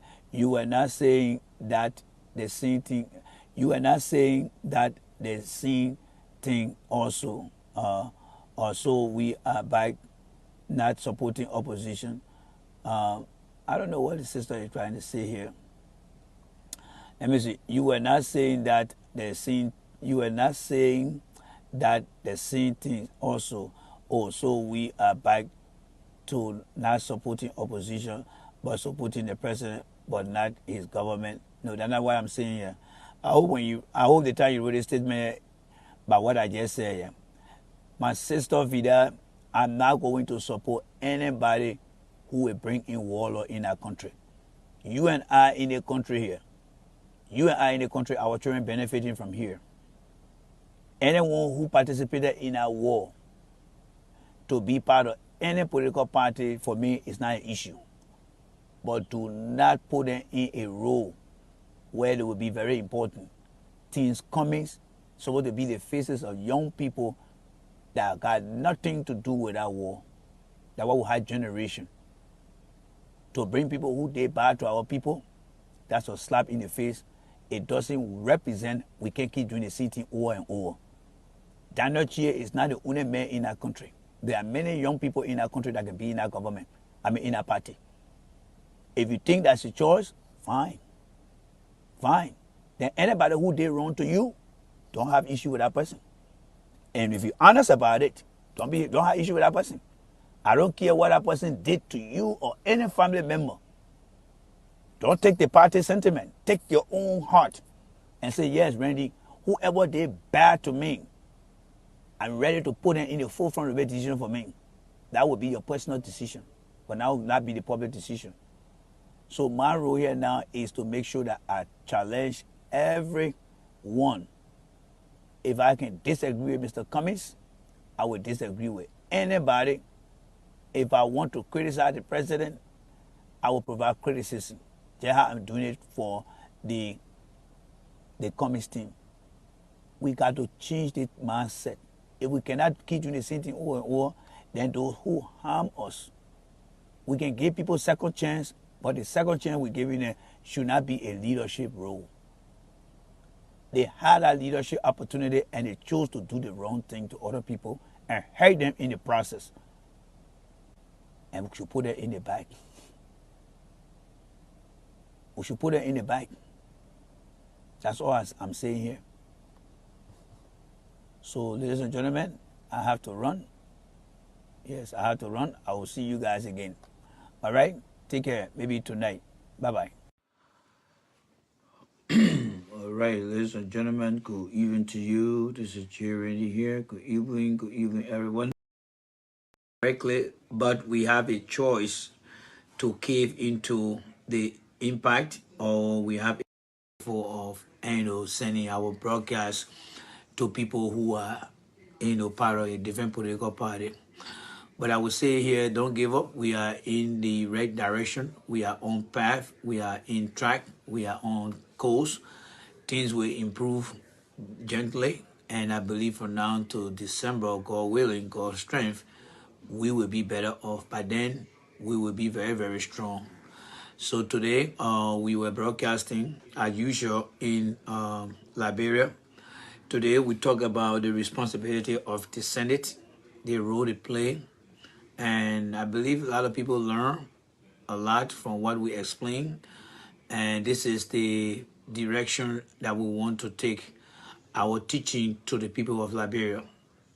Because if you live in the United States, you live in Europe, you live outside of Liberia where you find comfortable life, the election in Liberia will not be a concern that much to you, whether Mr. Weah wins or he lost.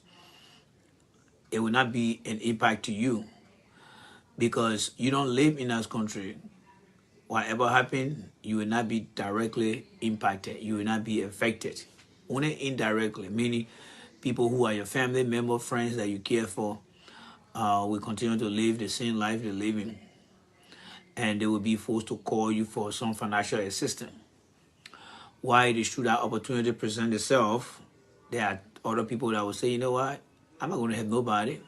I ain't care for them for anybody. And that's why we are here to tell you. I would like to say to every one of you guys, I love my country, and I'm not going to cave into any political party that do not have love for my country. I see those people as people who just want to go in there and grab what they want, and then when their time is up, they come right back here and come sit down with you here and come and tell you all the stories that they will see as the truth, but now they're rejecting it because they know it is the truth and they don't want to hear the truth. So with that being said, thank you guys so much for taking your time out to join me here. And today, what I have here for you guys, this morning on High FM, and I will continue to say that, including tomorrow, the problem we have with government officials in Liberia, it is not the executive branch responsibility at 100%. That means we should not hold the executive branch responsible for everything that is happening in our country. We should not blame the executive at 100%. If you are to blame the failure of whatever we have in place in our country, I would take 85%. I would take 85% of that blame, yes, and put it on the legislative branch of government. If a police institution or the police organization in Liberia is not functioning, I blame the Senate. If the RIA is dysfunctional, I blame the Senate. If the Ministry of Agriculture failed to keep rice in storage for people to buy, I blame the Senate. If someone who is very smart in the country and need help because that smartness of that person will make Liberia great, but that person cannot get recognized, I blame the Senate as well. Why am I saying these things? I'm saying this thing because this platform is going to review, it's going to expose a lot of things that people are not teaching you guys on Facebook. But you see it working for you in a white man country, especially right here in America here. When you, when you receive any information that tell you that, oh, the government is going to start giving people 200, 300, 1,200 into their bank account from the IRS. Do you know how that money is coming to you? It is not the U.S. or warehouse that giving you that money. It is the very people who represent you in the country here, from every state. They are fighting for you in Washington, D.C. And they are member of the Senate, right? Yes, they are member of the Senate. Somebody saying no sound here. Let's see here. Are you guys hearing me? Are you guys hearing me? I'm getting sound, LIB guy. What are you talking about? Are you guys hearing me? I'm getting sound. I'm getting sound, LIB guy. What are you talking about? Are you guys hearing me? I'm getting sound. I'm getting sound, LIB. There's just something wrong with Facebook nowadays, so I don't know what the hell wrong with Facebook. But what I can say here to you guys is, I'm getting a little bit hot in here. So y'all bear with me 1 second. Let me try to turn something on here. All right, so I can still be talking while I'm trying to set this thing up because it is very hot here. All right, so let me try to set this thing up, and I'm sure you can hear me. So those of you who already saw me and now I'm leaving, please bear with me. I'm trying to set this thing on so that I can have a better conversation with you guys. So as I was saying, the issue happening in the country, I take 15% and put the blame on the Senate in our country. Yes, 15% of the blame should go to the Senate. Yes. 15% of the blame should go to the Senate. And I'm coming to tell you guys why 15% of what happened in the country should be the blame of the Senate. This is a very strange conversation we're having, and it is difficult for many people to accept because, as the topic dictates, you see, mainstream politics in Liberia is not only misleading, but it is very toxic and dangerous for the population of people. So take a look at the topic. Mainstream politics in Liberia. Those who are in the business of preaching mainstream politics. Their politics, the message in their politics is very dangerous. You find it among talk show hosts. You find it on those who represent a political party that push their agenda that I want you to understand as mainstream politics. It is not only misleading, but it is very toxic and it's very dangerous. And that is what we're going to discuss here today. All right? We're going to discuss the characteristic of those who are engaging into mainstream politics. They mislead you. They are very toxic and they are very dangerous. And because of that, that is why over 175 years as an independent country, we haven't made that much progress. We are still behind. Now, with that in mind, let's look at some of the reasons. Today, we have different ministry and agency in the country, right? Why you think since 1847, we have had ministry upon ministry that existed in our country? Why is it today that when you look at the different counties, those ministry that we got in Liberia, they are not living up to the standards in our country? For example, let's start with the Ministry of Public Works. What is the function of the Ministry of Public Works? Well, to ensure that roads and are connecting the different part of the country, right? Yes. According to our geographic, we have a 42,000 square mile of the country, right? How come we are not connect each county to one another after all these years? We have the Ministry of Health, right? How come we are not seeing health care centers that are very efficient and effective across the 15 counties we have? Matter of fact, we had 9 counties. It started going up. It is now up to 15. How come we don't have a structured education system in our country since 1847? Part of the reason is due to mainstream politics that is misleading many Liberians and have misled many Liberians. And because it contains some toxicity that make it very dangerous, that is why we're not making any progress. Now, how do we face the problem? We have 3 branches of government in our country, right? Now, let's focus on the legislative branch. Few of you gotta listen to me here right now. Select your president of choice. Who do you want to see as president? Give me your choice. Well, while you contemplate on that, let me just give you an example here. A President Walker, President Cummings, or President Weir, whoever going to retain that seat, call you today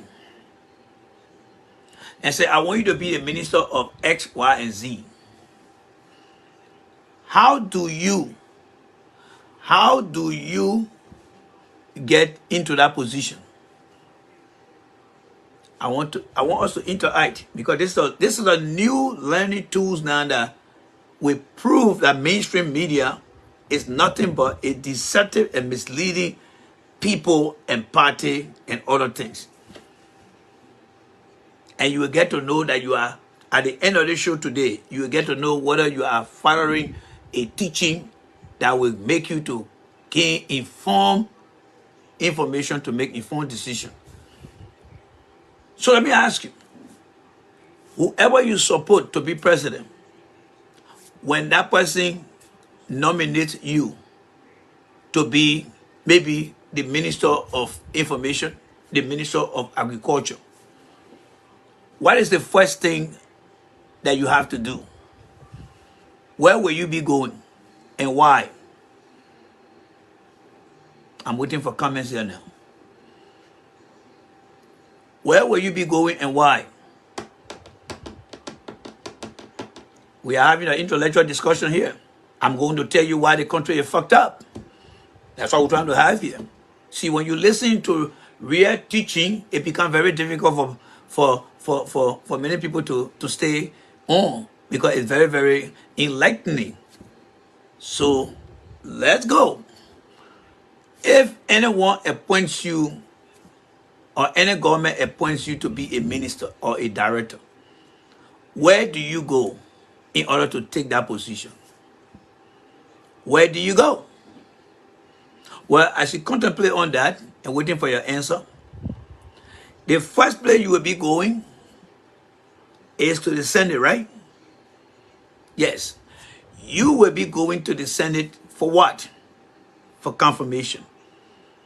Why do you have to go to the Senate? Because it is called the three branches of government. But who are the senators? The senators represent every county in Liberia. And who are those that live in each county? The Liberian people. Can the Liberian people come and say, we want to question you, send the president appointed you as Minister of XYZ? No. But who becomes the mouthpiece for each county that contains some X thousand of people? The senators and also the what? The representative. They are the one who will go through the confirmation of that person the president nominates, right? So the president is going to take you're going to say, Mr. Y, yes. You're going to be the president, you're going to be the Minister of Agriculture. Yes.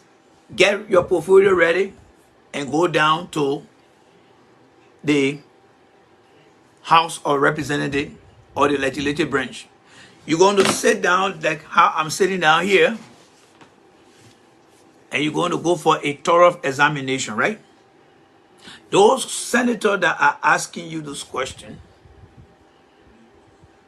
how do you call them? How do you call them? They are all members of the Senate, but they are on what? Different committee. Why do they put them on different committee? Because they have subject matter expertise and understanding of each area of focus in the government. Now, I want you to understand when I'm telling you that mainstream media, they are only there to fool you, to lie to you. So today in Liberia, we got mainstream politicians, we got mainstream talk show hosts, we got mainstream institutions, and we got mainstream individuals. They are not only misleading you because of their personal gain, they are very toxic and they are very dangerous to the democracy that you are fighting for. And we on here, as we call ourselves, independent supporter for a better Liberia, we are here to help you understand how to see a mainstream individual or a mainstream party that lie to you. And they are lying to you because they are not giving you the context, the format, the ABC order, the 1, 2, 3 order of how things should be done. Because they want to encapsulate your mind. They want to enslave your mind to their mindset. So they use the mainstream ideologies to confuse you, to make you to believe that what they are fighting for is actually in your interest. But when you look at how long we've been in existence and see the honor development at a very maximum and gigantic level of where we haven't reached, but other countries that got their independence as early as any country you can think about have reached, we have not done that because of the deception, the misleading information that mainstream politicians give to you. And that's what we are here to tell you today. So let's come back to this whole ABC stuff. Whether it is anybody listening to me here, the president of your choice win that election next year, and they call you and say, I want you to be the Minister of National Defense. I want you to be the city mayor. I want you to do this. Where do you go to actually get in a seat? Where do you go to sit for the interview? You're going to sit in the Senate, right? Yes. Who are those who are going to be asking you questions from the Senate based on the area or ministry or agency they send you to? They are called what? Committee members. Why do they call them committee members? Because they have area or expertise in every sector in the government that they feel they are qualified to sit and be able to x-ray and examine you. Think about when you were in school. You had your math teacher, you had your English teacher, you had your science teacher, right? Each teacher came with their own subject matter of expertise to educate you. In the house of the branches of government, we have the judiciary branch, we have the legislative branch, and we got the executive. So when you are nominated, you are sent to the Senate for confirmation hearing. Why go to the legislative branch?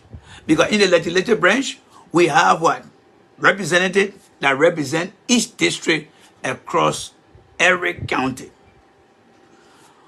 Why do we have senator? Because every senator represents a county. Combine the two, they are elected by the people of Liberia. Because they come from different backgrounds, so they put them together as a team. And the team is called what? Committee members.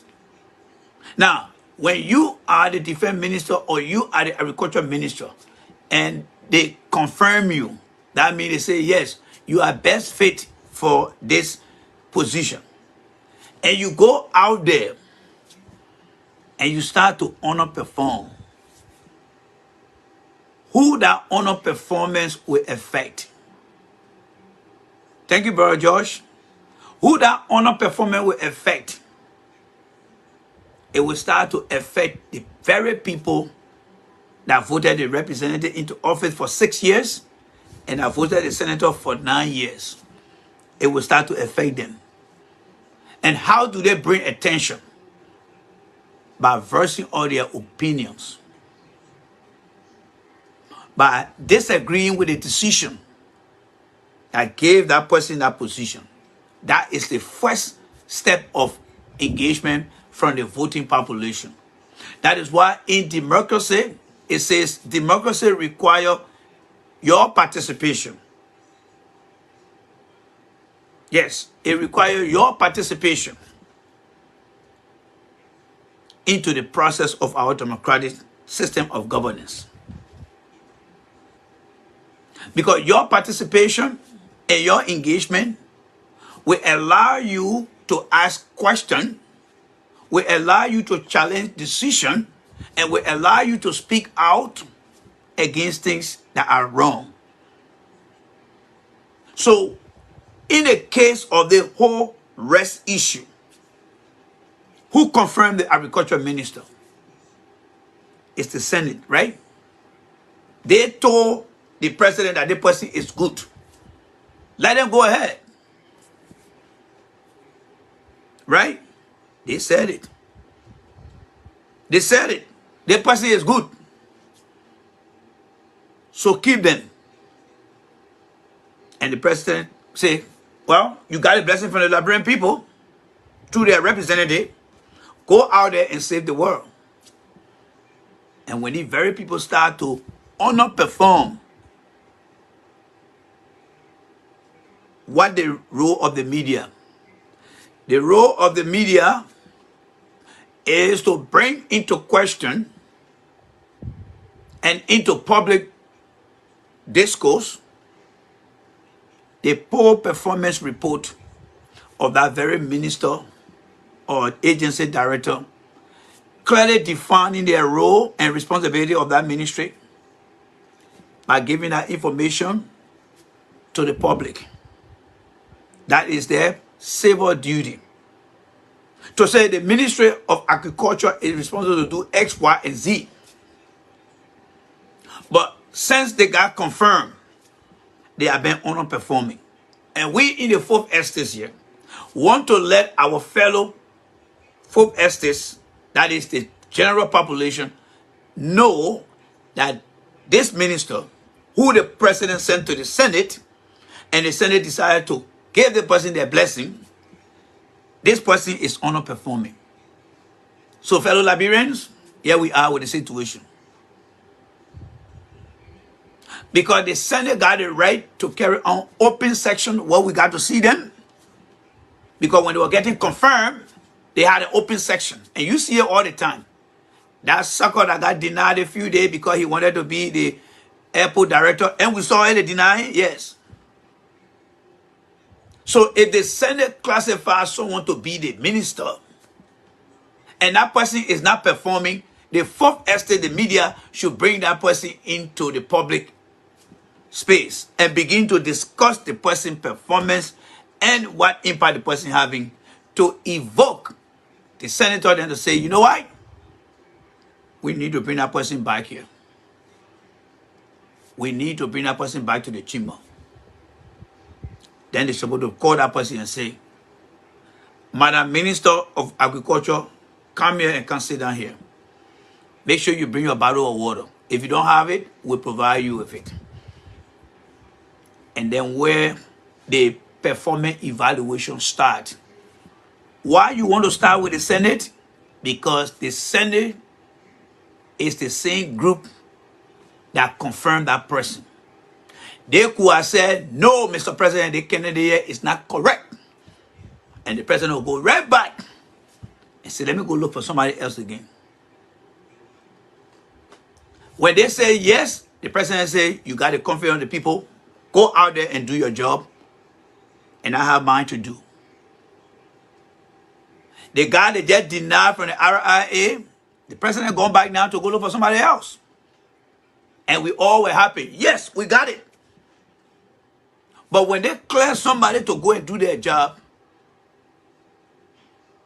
instead of the mainstream media calling you, instead of the mainstream media calling you to say, you know why? That agriculture minister need to be called by the Senate because they passed that person. Let them take that responsibility.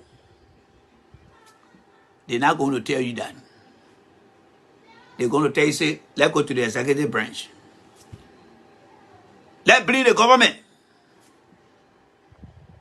Ellen did it to Samuel Kanyando. People try to do it to Ellen. But what lesson are we learning today? Why should we hold the Senate accountable? Well, let me first of all read something for you here quickly here, guys. Let's go do some digging. All right? Let's do some digging here.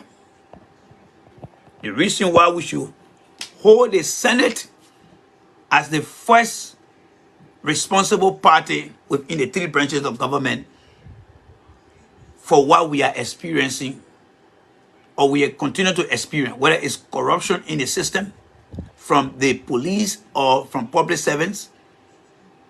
Why we need to hold the Senate accountable? Let's look at the Ministry of Agriculture as our example here, right? So let's go down here quickly here, folks. So I'm going to stand here.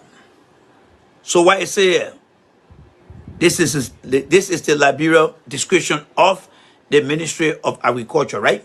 As you can see here, MOA. Let's look at the highlighted area here. What it says here, the Ministry of Agriculture is responsible for implementing policies and guidelines as well as offer technical assistance in support of the national development objective of in a